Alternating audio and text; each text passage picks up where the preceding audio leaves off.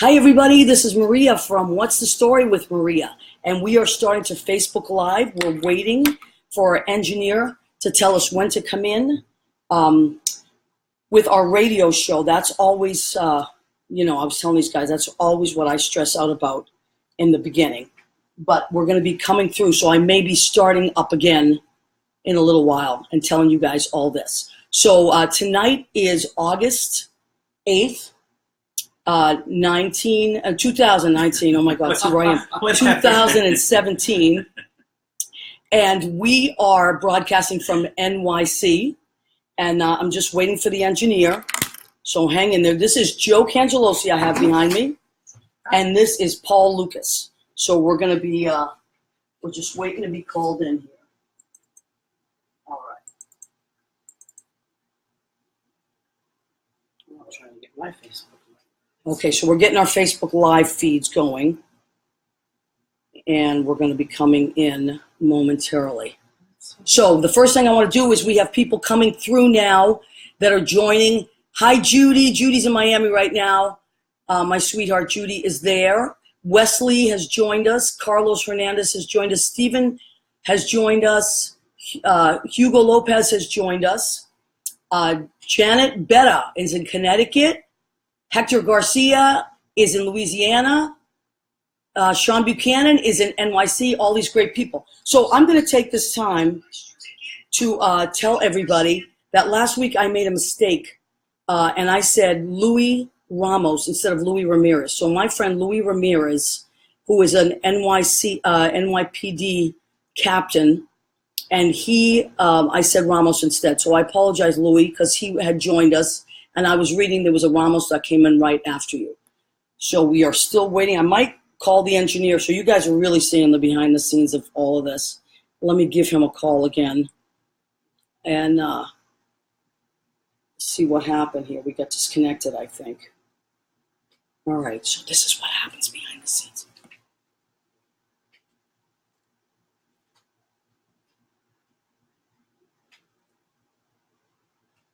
All right, hang in there. Do you have me on the? You have me?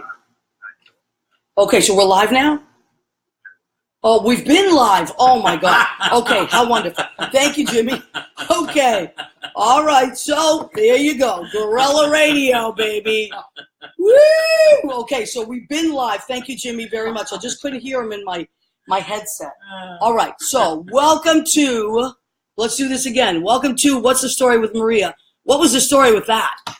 The story was, he said I was connected on the phone, but I couldn't hear him in the headset. All right, so there we go. So my beautiful guests tonight are Paul Lucas and Joe Cangelosi. They are both my friends. Joe has been my friend for, what did we decide, Joe? Something like 20 years. 20 years. Something like that. And we were puppies back then. Yes. And Joe, we were puppies. We were puppies. We're puppies in a different way now, but yeah. We were real puppies then. And so what always blows my mind about you, because we have both evolved, I think, in completely different ways, and some in the same way. Sure.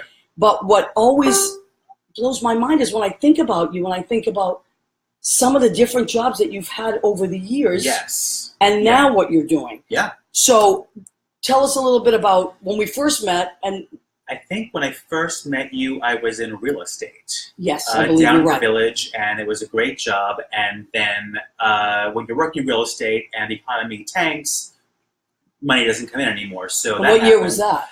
The hell remembers? Like in the early, maybe 98? Something like that, yeah. Okay. And then I took a job in corporate America. I worked in, that was what it was, huh? I worked in the corporate law department of a very large company, and didn't like it at all. So I decided to drop all that, leave money and security, and go back to school, get another college degree in interior design. So I went from corporate law to essentially buying sofas for people. That's crazy. And everyone thought I was crazy. And everyone, like my mother particularly, that was a great conversation. I bet that was. Just like the man to meet me more. But it worked out. So and you also were casting person. I was. Actually, that was my college job. I was a talent agent. Because you've helped me with that. For children. That was my college job. I was flown out. Basically, I was a scout. I was flown out all around America. I had like a black car at my dorm room every couple of weeks. Flown out to some random city in America. Yeah. I was in, everywhere from like the glamorous Miami or LA to like Buffalo and Kansas City and scattered new talent. And then I worked in the office during the summertime. My college job. I mean, I found jobs for child actors. Wow. And dealt with their parents. That was the challenge of that. So these are some of the things that you fall into. We were just talking about that before the show. None of that was planned. Zero. Right. But it just kind of happened to. Well, I mean, I've had some crazy jobs in my day. I can't even. Paul, what's one of the crazier jobs that you've had? Because I mean, when we all moved here, or we all started, like I used to work at FAO Schwartz on Sunday afternoons as a costume character. My friend Chuck Santoro will tell you about this. He was my boss. Now he owns this big company. And I was a costume character for children's parties. And let me tell you, that was tough work. That's a tough crowd. Well, okay, I had a job in A&S in Brooklyn. What's A&S? Abraham and Strauss. I didn't know that. I'm not originally from New York. I was White Santa. So there was a white Santa and a black Santa, and I was about 30 pounds thinner than I am now. Okay. So I was like the beard, the was costume there just two? were falling was off. there Asian Santa too? No, there was a white Santa and a black Santa. Right. And if there were an excess, an overflow of black kids, they sent them to the white Santa. Excess of white kids never went to the black Santa, right? And then when it was slow, sometimes the other Santa and I would just hang out and chat, whatever. And all the girls who worked there were these like Latina girls from Brooklyn. They were like, Santa Claus is someone here to see you, And so then they would say, well, and then we'd say, white Santa or black Santa. And you're like, no. Either one. We're like, Latino. Did they have a Latino Santa? They're like Latino kids. Because the Latino kids, they'd send to either one. Oh. So I had like firemen. What come year was out, that? Like 1853. Apparently. Yeah. Oh my God. It was like 1990 something. Oh, wow. And I had just this incredible, and again, the girls were all called Santa Babes. Santa Babes. And that was at A&S. At A&S in Brooklyn. Wow, we've come very far, have we not? Yes. Yeah. And maybe not. I mean, so that was your first. That's a crunchy situation. Yeah, that was special. Okay, so you were Skinny Santa. Skinny white remember Santa. Skinny White Santa?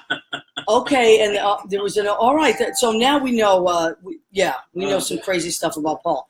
Okay, and now today, I mean, we met maybe 15 years. Well, you told me really. Yeah. So we met. You were singing at a club downtown, and a friend of mine wanted to have her bachelorette party at a club because she loved going to all these different clubs, right? Mm-hmm. So we went there, and. We came in one night and you were singing, and I know when that was because 2 weeks earlier we had our bachelorette party, and at the bachelorette party there were no party favors because her maid of honor worked in the World Trade Center and everything blew up and was lost. Whoa! So she had all her stuff delivered to work. Unbelievable. So you and I met in September of 2001. Yeah, and where we are downtown is very, like at the time I literally lived. During September 11, 2001, I lived 10 blocks from there. And I worked about maybe 14 blocks from there. So a lot of our friends and our customers, and there were people that, of course, I mean, that was such a big place that worked downtown down there. So we were talking about that earlier too. So you both are New York guys though, right? I was born 3 or 4 blocks from where you used to work. I was born in Midtown Manhattan. Manhattan. And your family now, Joe, is in Brooklyn, right? They spread. So I was raised in Brooklyn. And then everyone does the Italian spread. So like they went to like Queens, New Jersey, Long Island, Staten Island, Westchester, how they're concentric circles of Italians do. Right. Florida. And see, the thing with my family is that they don't really spread out too much. They kind of like... They stayed? Yeah, I mean, I'm within an hour from most of them, I should say. An hour train from most, which is nice. I moved, but most of them, like, there's a natural transgression, how they, and they tend to go in little caravans of groups without meaning to. Like, somebody will buy a house on this, in this section of a town, and then everybody be like, you know what? It's nice over there. It's nice over there, yeah. Like, we were at so-and-so's for a cookout. It's kind of nice over there. You know, we should. And then the next thing you know, they're living 2 blocks up from you, and Right. that's kind of how it Get goes. rid of them. Yeah. Oh no, you don't get rid of family. I mean, and Latinos are the same way. We're all the same. Yeah, we kind of. Everyone's Now, Paul, I'm going to go back and forth here, but a couple of years ago it was Christmas time, and I was hanging out with my friend Darius, who teaches. We co-teach together at the Mayo Performing Arts Center, such a great place in Jersey. And he said to me, "Hey, do you want to stop? I'm going to visit my aunt. We're going to put up Christmas decorations." I was like, "Sure, why not? That would be fun." And so we went to this amazing house that literally. This house looked like something out of a movie set, and with this staircase as you walked in. And then when we were leaving there, it was like so Christmassy. When we were leaving there, he said, "You know, Paul Lucas, this is his Paul Lucas's I was old born house." in New York City, but I grew up in that house. I was up until 2. I was somewhere else in the same town, but I grew up in this weird house that was built in 1790, 1830, and 1916. It was 2 different houses put together. Right. And I had known Darius since we were like 16 because Darius was friends with a woman who unfortunately just died recently. He was her first piano player. Okay. And we used to, he was from the next town over from me, and we were all like musical theater geeks. And so I met Darius when he was like maybe 17, 18 years old. Wow. And then his cousin wound up buying my house. Buying that house. Yeah. That's awesome. Yeah. What kind of house is it? What's that? Well, it's a great word in Yiddish, which I'm not Jewish, but it's ungepatchke. It's like all these different things, I gotcha. And so basically, it was the old section, the 1790 section, was really modest, like a little cracker box. Okay. And then the 1830 section was this big grand section with sandstone and this huge, foyer area. And then in 1916, they put it all together and put this grand staircase that goes up. And so it's kind of mishmash. That's what I love. And I love the black and white checker. Big ceramic tiles. Oh, I love that. I used to like slide across that floor Right? as a child. Joe, you would love this. And you're right, I want to though. go visit it now. I love Yeah, it. we might have to go. Houses. Darius will take us out there. His cousins are so nice. We're going to be live in the house. It's in at Inglewood, 11 right? p.m. Inglewood, Stay tuned, everybody. Exactly. So so you are now you are the owner of Joe Cangelosi Designs. Yes. Yeah. Joe Cangelosi That Designs. happens, yeah. So you have your own company. I do. Yeah. And you might not tell people this, but I'm going to tell them you just won an award recently, right? So please tell us about the award. Nice. I was named one of Lux Magazine's Best Designers of the Year, which Everybody else see your audience? They didn't send the check. Don't worry about it. I mean, it wasn't in my.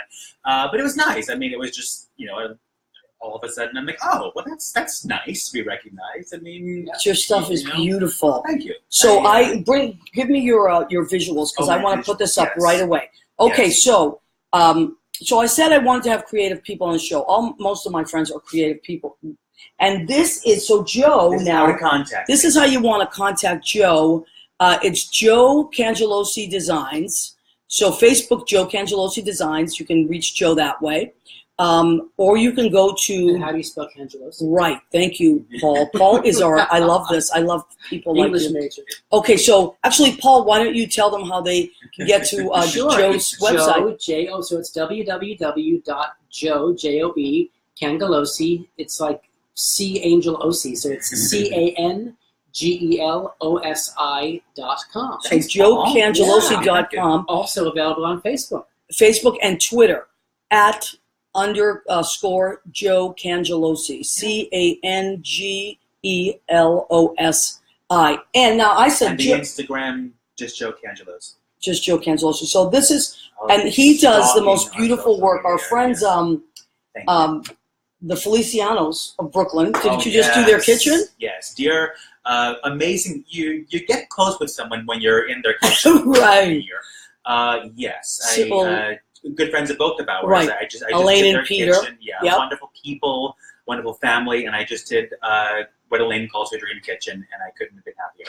And it's beautiful. It was so much fun. Now, you have pictures, of course, on your website if people want to go and look. All that sort of stuff. Yeah. And it's spectacular. I haven't photographed Elaine's kitchen yet, but I have a whole bunch of other projects with wants to go on. Please, I mean. Yeah, and you should definitely check it out. Now, let's say you don't live in the New York or New Jersey area. Yeah. Do you still work with people outside? I've done projects, obviously mostly, Manhattan, Brooklyn, and the environs, Long Island, Westchester, I've done things in Miami. I'm doing something in California right now, actually Santa Monica. One of my biggest clients is a wonderful chain of blowout hair salons. Oh, well, hair salons. You just said the magic word. Yes. You know half my family. Their hair salon. I do. So shout out to yeah, Joyce. We love Joyce and my cousin Joyce in Everett. Yes. She's fabulous. My cousin Nicole in Stoneham. My cousin Cora, she's out in Stoneham too. My sister's shop is in West Concord, European Flair, that used to be owned by my dad. Yeah. That was talk about my first job. My first job was working at my dad's hair salon. Still the hardest job I ever had. My dad was the hardest boss I ever had.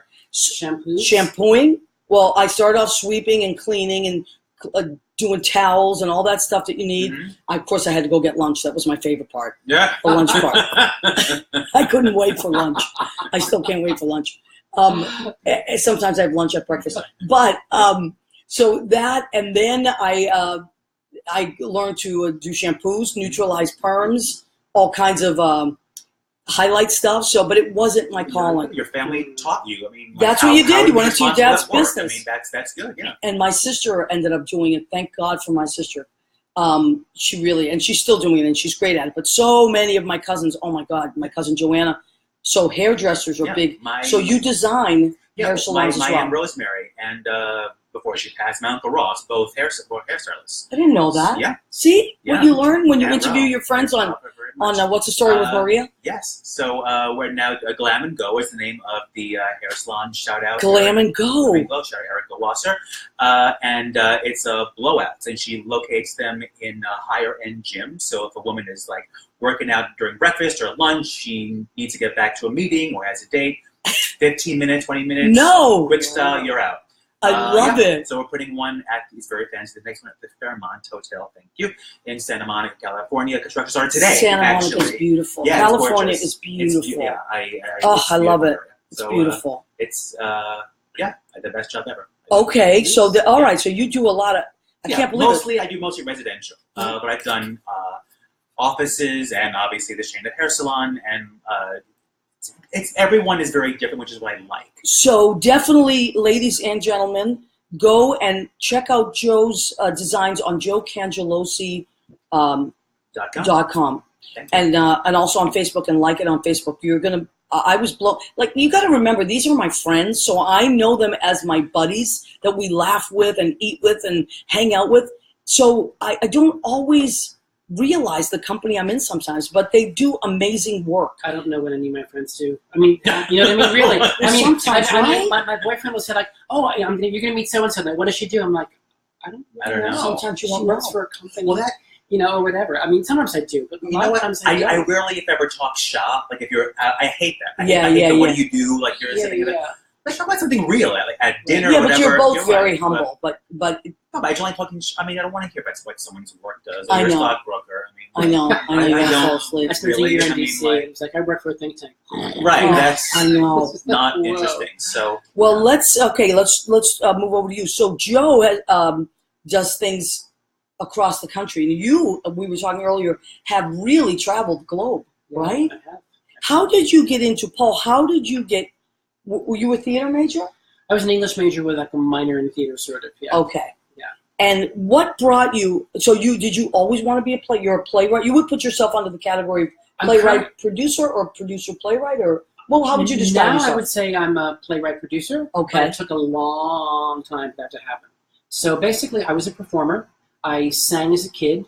I always had a beautiful which you played a little voice. He just played a little tape for us. I found a tape of me playing Oliver when I was 13. Oh my God! And you sound like a Vienna Boys Choir. Exactly. Yeah. That's what I was thinking of. Thank you for saying. I couldn't remember the Vienna's Boys Choir. Yeah. Just so I sang always, although that was really the beginning. My mother had no idea I could sing, and then I got cast as Oliver, and she was like, "I know, Oliver, but what part?" I'm like, "Oliver." Yeah. And then she came to see me, and she just kept thinking I was going to go flat or something, and she was gobsmacked. She didn't know I could sing. Nobody knew I could sing. Wow. And then I sang a lot, but I was never a dancer, even though I look as though I should tap. You do look like a tapper. I have a tap face. Say, I have a tapper face. That was actually my first question. Wow. Well, my friend Susie Campanero teaches tap. It's never too late. Yeah, she actually bought me a tap walker. She's going to be on next week. We're gonna Susie is going to be on the show next week. Susie Campanero, and Michael She LaRue. is a pisser. Just wait. And Michael LaRue, who owns Rue LaRue Cafe, the Golden Girls Cafe. Yeah. That's an amazing story. So they're going to be here next week. But okay, that's on your bucket so I used list. to perform. Yeah, so I used to, you can tap until they play taps or whatever it is. You can keep going. You can do it. Right? So anyway, so they, I performed, and then I always worked behind the scenes while performing because I got bored just doing the performing. So I worked for the producers, and I did stage management, company management, and press and marketing and all these things. And then I began to work for a couple of producers. I worked for a Broadway producer named Gatchel and Neufeld that has since become 101 Productions. They're doing Dear Evan Hansen right now. Wow, how cool. And then I know, you just never know. Yeah, and then but they were big then. They did the first revival of No Net, I think it was, and they were huge for years.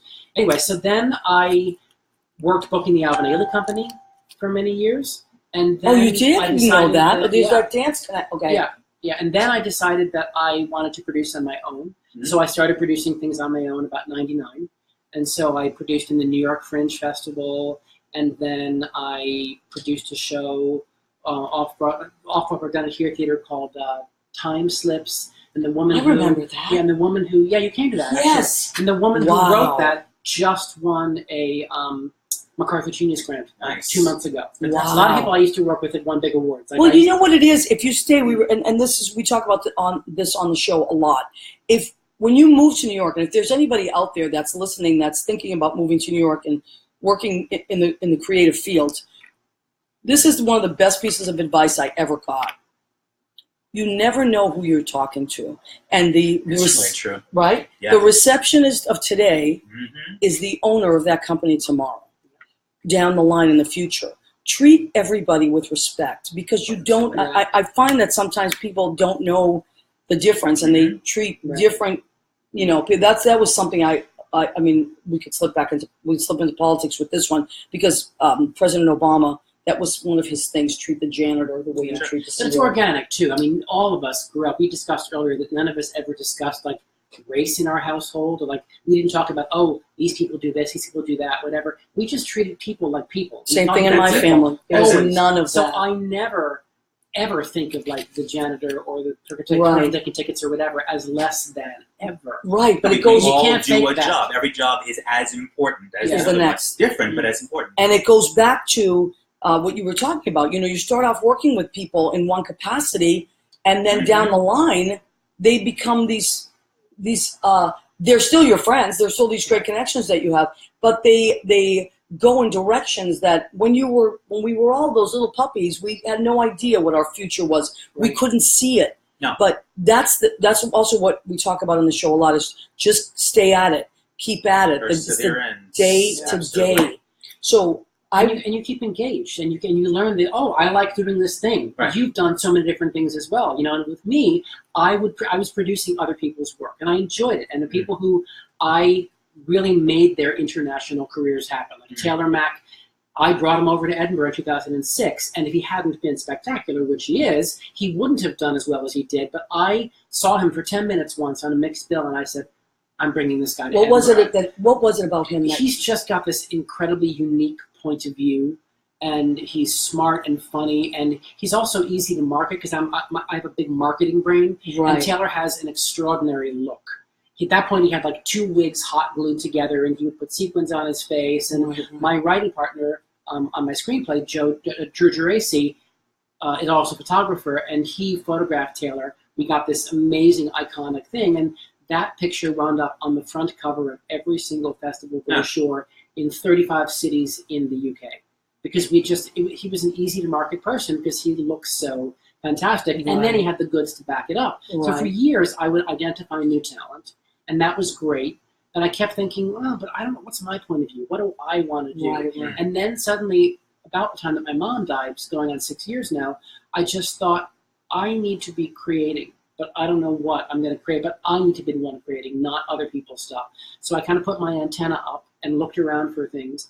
And I had a conversation with somebody in the LGBT community, a gay guy, and I mentioned that I was booking somebody named Our Lady J, who has since gone on to become a writer on Transparent, but at that point was Wow. piano playing, Which could singing. just received 7 Emmy Exactly. nominations. Sure. And she's a trans woman, and I mentioned that Wow. I was booking her, and he said, "Oh, I don't really believe in that. I don't believe in that whole trans thing." And it was like, ding, ding, ding, ding, ding, ding. This is my thing. Wow. And so I decided in that moment I was going to spend as much time as it took interviewing transgender people and then create a documentary piece of theater on trans identity. And Okay, that's so what I let's did. segue into this, That's please. great. Yeah. Isn't that amazing? Thank you. So, Paul, I'm going to put this up on Facebook Live. This is what it looks like. It's trans scripts. So 2 S's.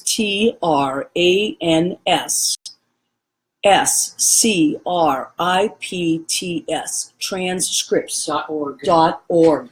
Okay, tell us what that is. So I spent, as I said, 5 years interviewing about 75 trans people in the U.S., the U.K., Australia, India, Germany, and Cuba. How did you record them on a? I recorded them on my iPhone because I feel as though people are less self-conscious. They can forget that there's a phone Sure. prop Right, sitting right, there, right. and they were very honest with me. And I would always let them read my release form first Okay. and sign it afterwards. So I said, if you just want to tear this up when you're done, Oh, you wow, can do that's that. great. So you can tell me whatever you want to, and then you can say to me, don't use my real name.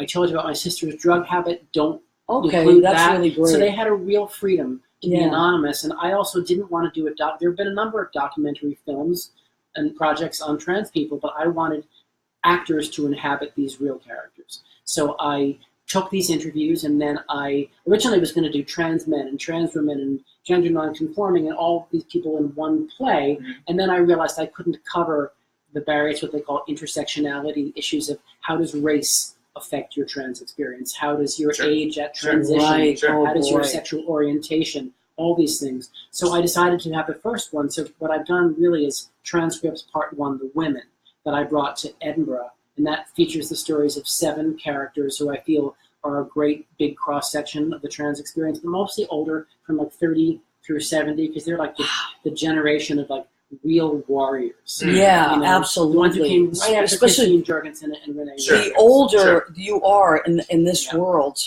the harder it was Yeah. for any of that. Very. So I brought that show to Edinburgh, and I won what's called a Fringe First Award, which is the highest award you can win in Edinburgh. And then I got an Amnesty International Freedom of Expression That's Award. really cool. Oh, And this is all cool when I was stuff. raising money, I had to raise like 75 grand to do the show. Sure. I was reaching out to everybody, and I kind of, talk about your circles of people. I got to a point where I was like, well, I met this person once, Yeah.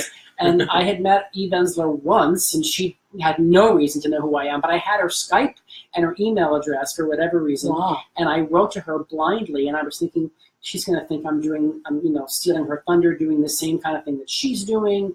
And she wrote back the next day, and she said, this sounds like a fantastic project. That's So awesome. I want to help you find money. Great. Send me a one sheet, and I did.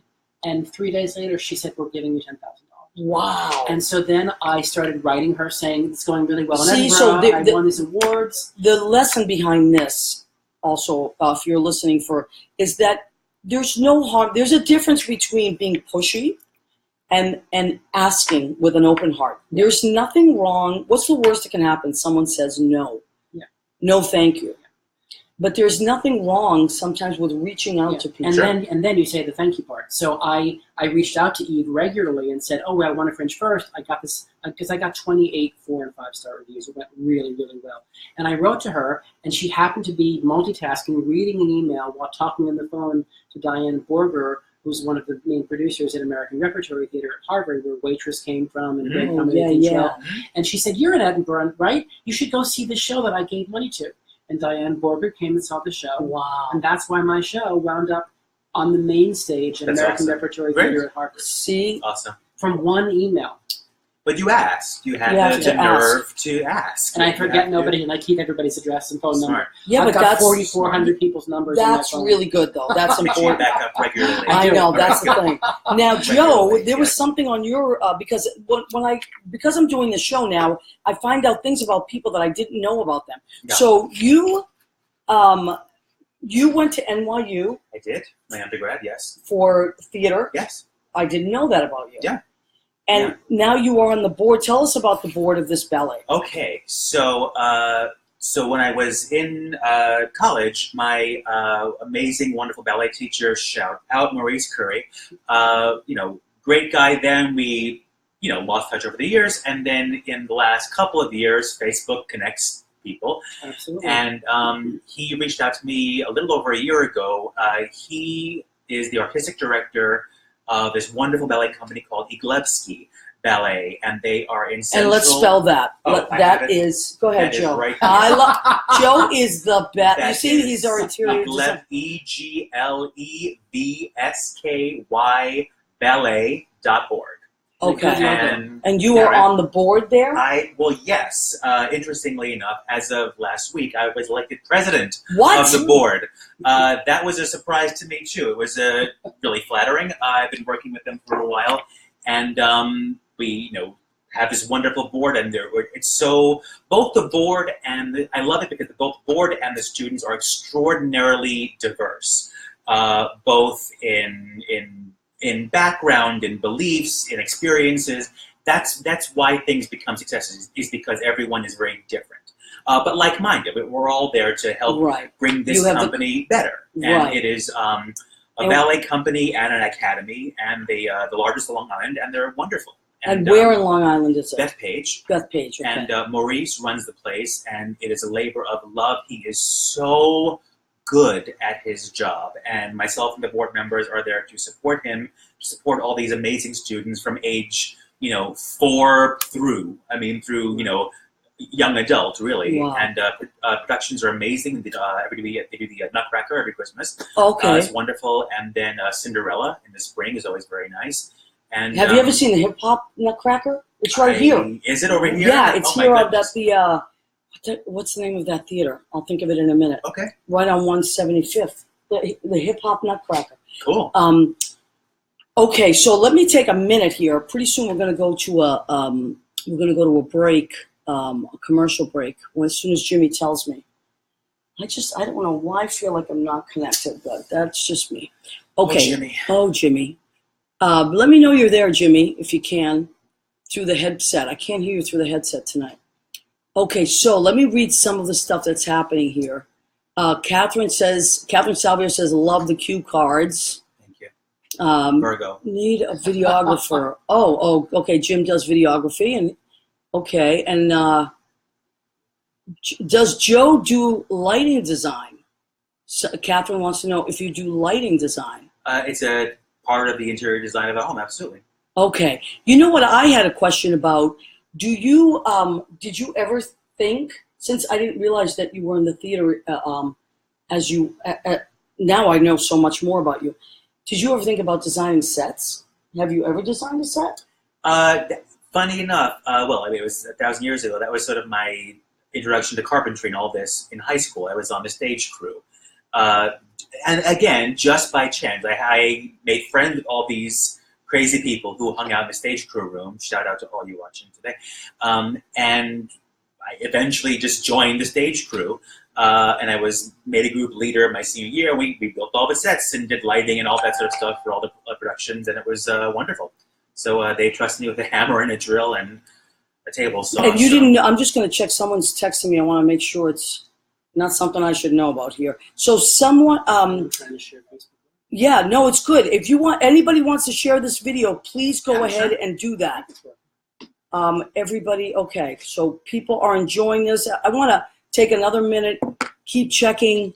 Let us know that you're watching and that you can hear it. And if anybody is, I know Catherine sometimes is listening to the live feed on the radio as well. So let me tell you again what this is.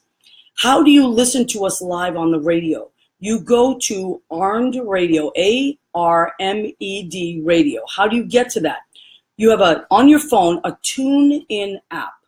Your TuneIn app is free. TUNEIN, TuneIn app. You can get a trillion things on this app. You get CNN. You get thank you. Yep, tune in. You get New York One. You get all kinds of. You can literally tune in to all kinds of things that are happening live. Then let's say you miss us. Okay, so you get your TuneIn app. You click on Armed Radio, and then you type in "What's the Story with Maria." But if you just go to Armed Radio right now, live, we're playing on it. Let's say you miss this broadcast live, but you want to listen to it later in podcast. You go to another app or download it on your computer called Spreaker, Spreaker, Spreaker.com. I love this app. I use it all the time. And mostly when I'm driving, there are so many amazing podcasts. You can't believe it. And so if you want to listen to our show, which I hope you do in podcasts, because tell us, I'm very open to feedback. You just type in "What's the Story with Maria," then my picture will come up, and you just save it. You just click in like favorites or something, and it'll be saved, and it's archived. Mm-hmm. So far, this is our 4th production. So let's keep going until Jimmy comes in and tells us where the commercial, because we may be a commercial. Something is not connecting me to hear him, but I know we're recording. Okay, so Paul, the Edinburgh thing that you talked about, we didn't know. We were talking about this before. You said there were 300? No, 3,000. Edinburgh is the largest performing arts festival in the world. And that's in Scotland, right? So it's in Edinburgh, Scotland, and it was begun at the end of World War II as kind of a way to celebrate newly unified, Europe and getting through the war, right? And so they started a festival, the Edinburgh Festival. And then a bunch of artists, many of them local artists, said, "Why aren't we in the festival? We're local artists. Why haven't we been here?" And they created this thing called the Edinburgh Festival Fringe. So the fringe, like a rug, the fringe of the festival. Sure. And they started it fringe in the same year as the festival. Well, ironically enough, the Fringe Festival has vastly outgrown the main festival. The main festival does these amazing, huge opera productions with casts of 100 or whatever. Alan Cumming will do something, whatever. But there are literally over 3,300 shows going on during the course of the month of August in Edinburgh. That's great. 16 to and what 18, month is the entire August? month of Okay. August. 16 to 18,000 so all flying performers. you all to Exactly. Everyone listening right now. You're flying you to Edinburgh! Listen, I told you I had my Oprah magazine yesterday. I got it in the mail. She is all Joe famous. is a huge. Well, we're both huge fans of Oprah. Crazy. Joe, you have certain women. Look under your seats. Yes. Oh my God! You have. Let's show me the visuals again. Joe, you have those visuals. Yes. Joe is very visual, which I appreciate because that's how I respond to visuals. So these are Joe's inspirations, of course, have inspired you. Oprah. Come on. Let's hear it for Oprah. Right. We love Oprah. It's about her. And of course, you can't have Oprah without Maya Angelou. Dr. Maya Angelou. Now, I have a little story about Maya Angelou. Why is this woman in the world? What's the story? One of my friends was What's the story? What's the story? Exactly. One of her friends was my friends was her assistant, Lydia Stuckey, and she had my CDs, and I knew through Lydia that the doctor enjoyed my music. So can you believe? Wow. I got to see her lecture once. It was incredible. Being in the same room, 10 feet away. I mean, 15, talk about that's one of the great things about living in New York. Yeah. Exactly. You don't know who has what at what time. So, okay, of course. Tina Turner. Tina Turner, right? The first crush of my life. I was 4 years old, in love with this woman. Really? For real. Yeah. How cute is that? Yeah, watching TV, all of a sudden, Proud Mary comes on. I'm like, what's that? I mean, imagine that in Brooklyn. I want to be a Proud Mary. Right? You see, everyone can reach their dreams. Yeah, exactly. Still. And who do we have now? Beyonce. Another Virgo. Come on. Oh, you're a Virgo too. That's right. Yeah, come on. Virgo. #Virgo. He told me when he sent me all the stuff. And of course, oh my God, Michelle Obama. We love Michelle. For Michelle Obama. Joe's inspirations. I love this. Yeah. And let's end on. Last but certainly not least. Here we go. Maxine, reclaiming my time. Reclaiming my time. Reclaiming my time. She is all things. We love Maxine. She's everything. Am I right, Paul? She's everything. Yeah. We love Maxine, and Maxine has been on television a lot lately. Love her. Shout out to Maxine. Maxine, if you're watching this, you can come on. What's the Story with Maria? I would love it. I would love it. Please, Maxine, do me a favor. Who's her assistant? You never know. You never know. You never know. Will Maxine Waters' assistant please call in in the next 3 minutes? Thank you very much. Okay. So let me see. What haven't we not covered yet? What we talked about, because I always like to know where people's families are from originally. Yeah. Of course, Joe's family is Italian, like my family.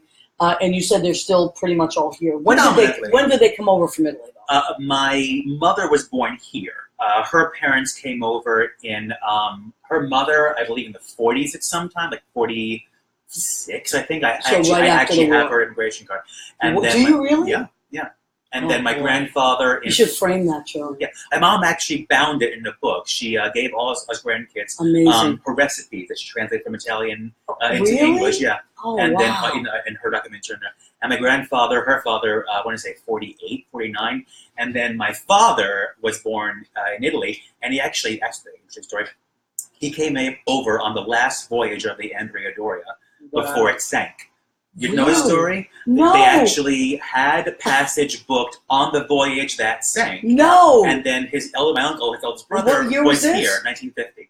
Oh, wow. And then his eldest brother was here sending the money. He's like, why don't you change your ticket? You have nothing to, well, why change your ticket? Change your ticket. Eventually, back and forth, they changed the ticket. And that's actually why I'm sitting here, because they would have died. I mean, Unbelievable. Yeah, it's, You just never know, right? No, I mean, by changing a boat trip.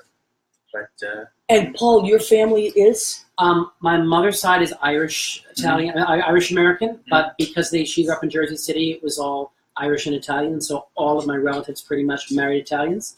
And because, again, we didn't talk about these things, like, I thought Italian was something you could become, like you could become Tina Turner or Proud Mary. I thought, you can't become Proud Mary. We know that. But You could become Italian. So I had all these aunts who were married to all my uncles who all had their hair dyed like your color, dyed, and they all made lasagna. And their although my hair is natural, of course, we know that. Yes. All of our hair is exactly. And actually, it's that time again. Exactly. And so I had like this Aunt Helen Bertotti who made lasagna until I was like 23. I thought she was Italian. Hannigan. Hannigan. I was like, oh, biology, what's that? It didn't occur to me that she wasn't Italian. It was not a bright child. Well, isn't that nice? Yeah. But where I grew up in Massachusetts. It's so funny. That's what we knew: Irish and Italians, and because we met people at church. Right. That's where the communities began. That's where I started singing. I was on all these courses, and at church you would meet people, and the community. We had a wonderful community at our churches and our great parishes. And I went to Catholic school, so it was Irish and Italian. Sprinkled a few Germans.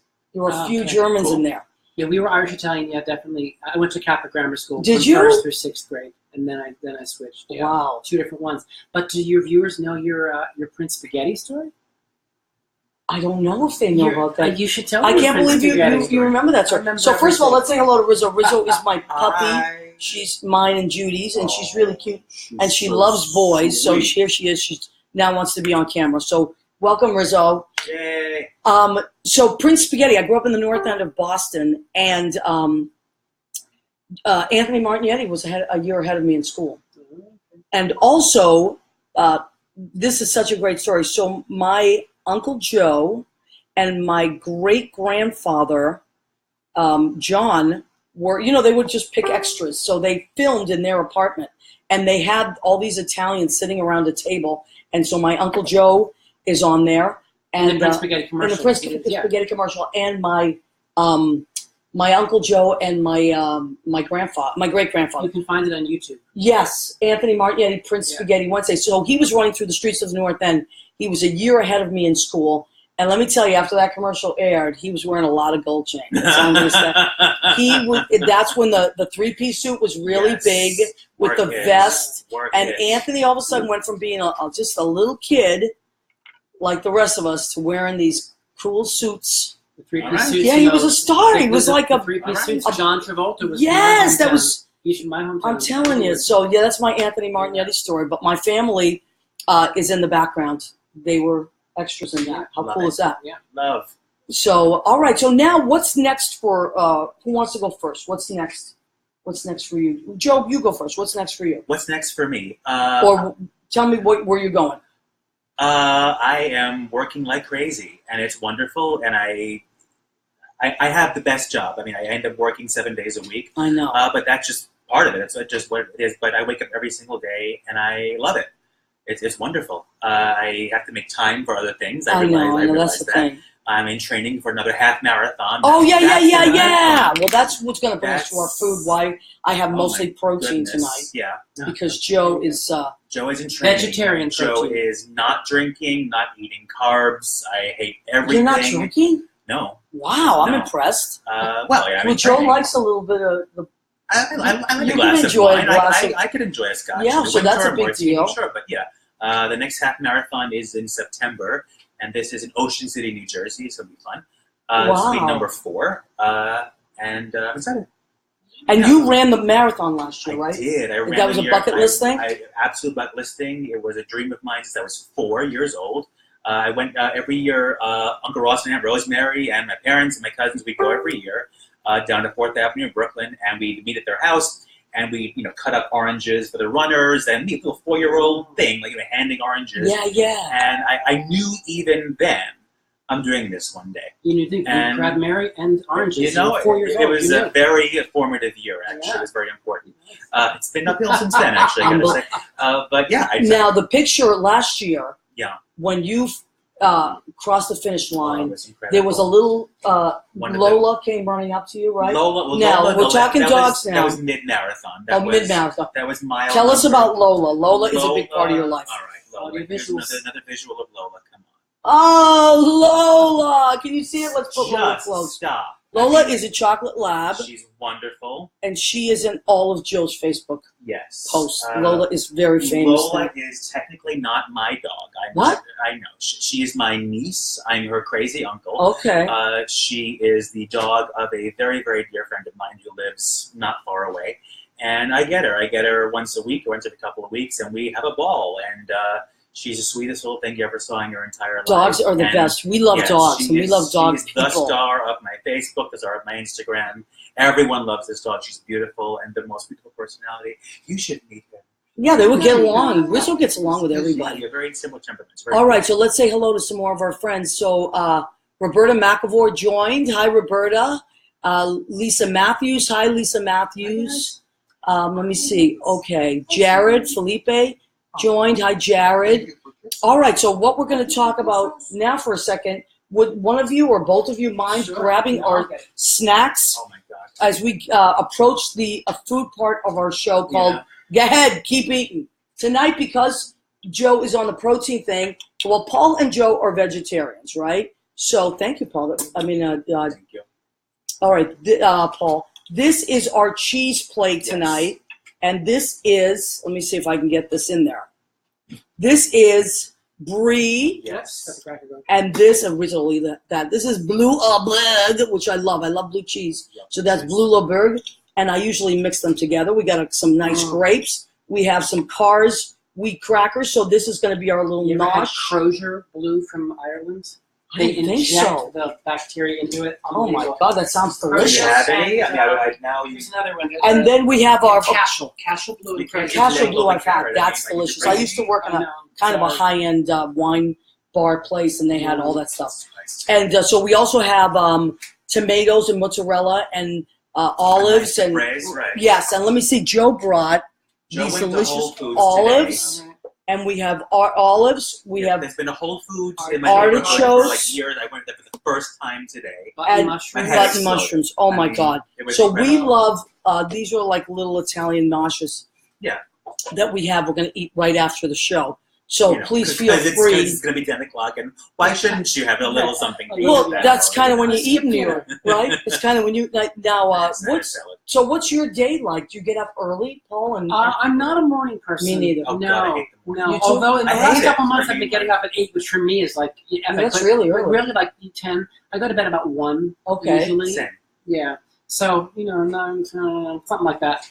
Is when and I get do projects come to you, or do you look? They for used your to next come to me. I used to a lot of both. I mean, things would come my way to produce, and I would.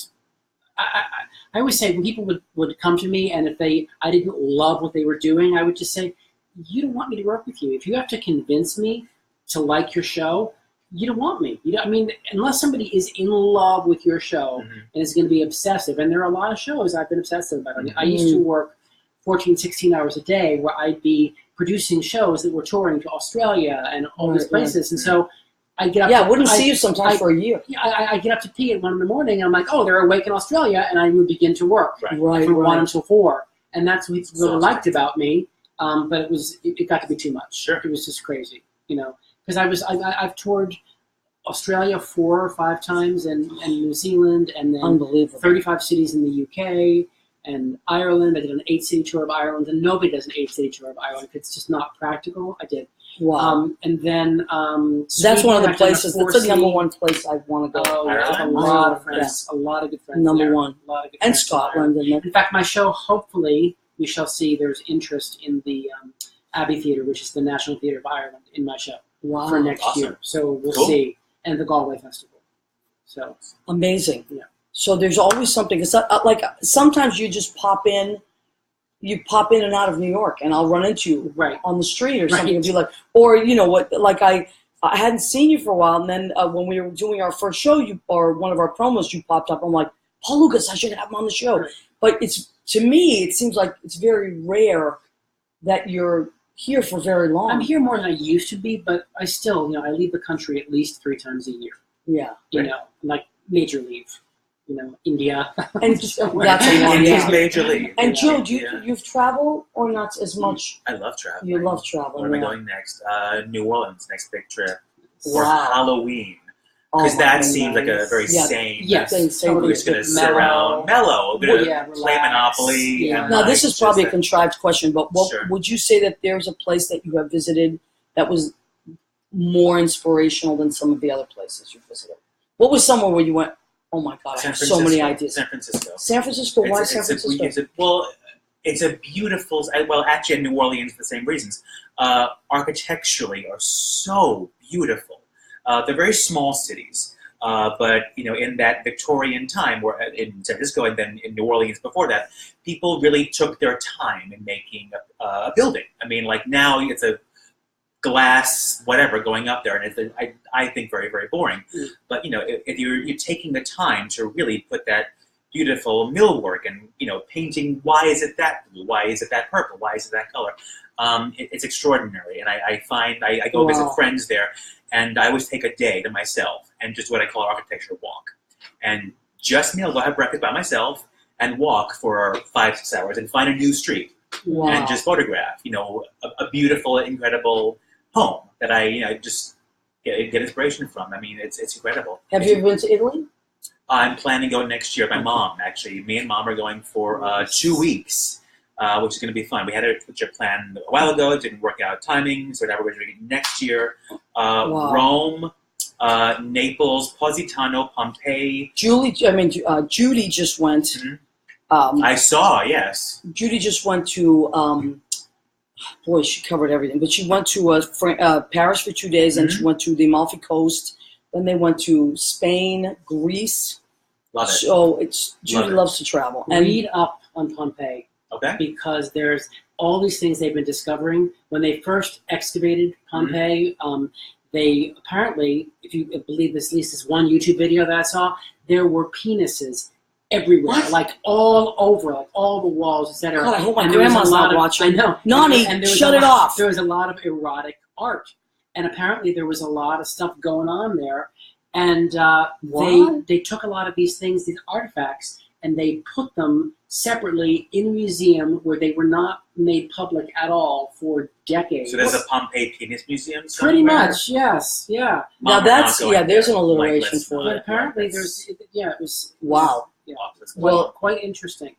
Yeah, that part of the world is Leave something it to me. else. Yeah. Well, thank you. I appreciate it. I mean, because that wasn't going to come out of me. You know what I'm saying? I wasn't going to be talking about that. I was cool with I'll send you the video link. And then I'll post it here. We have about 6 minutes left to our show, so let me see who else just joined. Craig John. Hi, Craig John. Hey, Craig. Leo. There's Leo Rodriguez. He's here every week. And now, this is what's so cool about Leo. Leo is in California right now as we speak. I'm going to have Leo on the show. He wrote a Fringe Festival musical. Mm-hmm. And who else? It was called Broken Moments. Okay. It's a musical. And it takes place in a bar. Maria Figliomeni, my friend from Morristown, Hi, Maria. I love her. She went to Italy this year with her daughter, I believe. Awesome. Rachel Pierce, So Gregory Patterson, Hi. our friend Yeah. Gregory Patterson, Yeah. hairstylist to the stars. Yes. He was on Project Runway. So maybe we can get Greg. I wonder if we could ever get Gregory Patterson. What do you think of that, Gregory? Want to come do the show? Anthony Elizondo just joined. So many great people. So thanks for joining. We're going to be here hopefully every Tuesday. We're going to always try to Facebook Live. I'm going to work on my connection to the radio station and make sure we are connected. Tonight I'm having problems with you know what it is? He would have called me if we weren't, but I can't hear through the headphones, so maybe that's the problem. I don't know.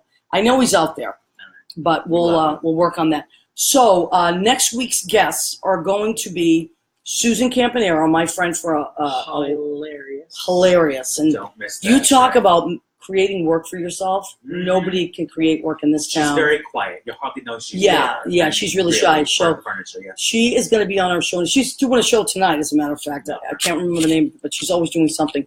And she teaches, and she teaches tap. That's one of the things she teaches. She also teaches improv acting. Next week. Yeah, that's it. I'm telling you, it's never too old to learn to tap. Susie's going to be here, Susie Camp. And Michael LaRue, who owns Rue LaRue, he actually created it from scratch. I'm telling you, I remember running into Michael at a Dunkin' Donuts and him saying, I'm working on this thing. You can't believe this. And just pulling his computer out and showing me something. And that's what I mean. You never know. People have these amazing ideas. And then there's follow through. And I'm one of those people that always just had a little bit of a hard time with follow through. So I really admire someone that, like you guys, both your jobs, I think, your careers are based on follow through. I don't like to say things unless it's going to happen. Like people think sometimes I'm not committal, and it's like, no, I just won't promise I'll do it if I'm not going to do it. Right. Yeah. I have to. And then there's people that say it over and over. Oh, I'm going to do this. I'm going to do that. But both of you now, do you give yourself deadlines?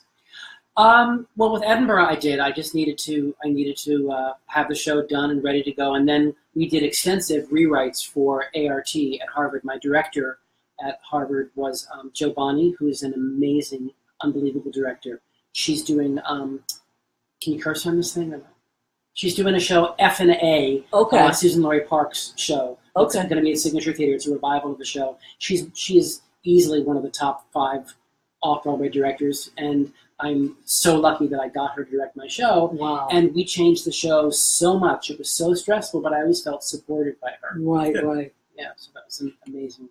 And Joe, are you someone that will give yourself a deadline for finishing a project? Or do you go in increments and say, I have to get to this point by this date, I have to finish this by this date? Yeah, I mean, look, obviously there's some constraints with, let's say someone wants it done by, X date. I do everything I possibly can if it's realistic. I mean, if someone wants their whole house done in a week, okay, here's why that's not going to happen, but here's what can happen, I always try to be very, very, very real. Otherwise, so everyone's happy that way. But yeah, if a hair salon has to open by a certain day, right, you work your ass off to get it open by that day, or do whatever you possibly can to do that, or as close as possible. So absolutely. And do you sketch things out, or do you work on a computer, or both? Okay. So I mean, a lot of the salons they're branded very similar, so a lot of the furniture is very similar, but all the let's say the hair stations are all done custom. So I will on the computer, down to the quarter of an inch, design a beautiful hair salon with a quartz top and mirrors and lighting. Yeah, it's very, very involved. But once you do, a few times, it's very similar to other ones, but it has to be custom fit for each individual space. It's going to be very, very different. But similar ideas. Wow. See, that is completely overwhelming to me. Homes are all very different. I like doing all my homes. I'm just God, that's a lot of stuff. Well, yeah. And you're very organized, though, right? You have to be organized. And you are as well. Must. About certain things. Yeah. My spices are alphabetized. Certain things are incredibly organized. Other things, that's real. My spices are not no, organized. But other things, it's like, oh my God, you live in this, so. Gotcha. With me, it's paper. Yeah, my client files are extraordinarily organized. Like my spices, not so much. Okay, so we're almost done here. I think we might even be done on the podcast. So thank you everybody for joining us. I'm sorry about the little technical glitch. These are some of the things that happen when you record, you're live. So hopefully the podcast that has all of what we talked about, but on Facebook Live, it's covered. So please feel free to share this with your friends. And send us your comments. Larry, my friend Larry Smith, he says, you look so cute. I hope you're talking to me, Larry, because I could use it tonight. I'm a little stressed out about this thing. Terry Ross, Terry, we have to have you on the show. My friend Terry Ross is an amazing jewelry designer. You cannot believe her stuff. It's so beautiful. And she also is a painter. And so we're going to have Terry on the show, maybe around Christmas time. So thanks, everybody. Come back next week, 9 p.m. Eastern. What's the Story with Maria? We love you and we appreciate you very, very much. Bye. Thanks, everybody. Bye. Now we got to eat.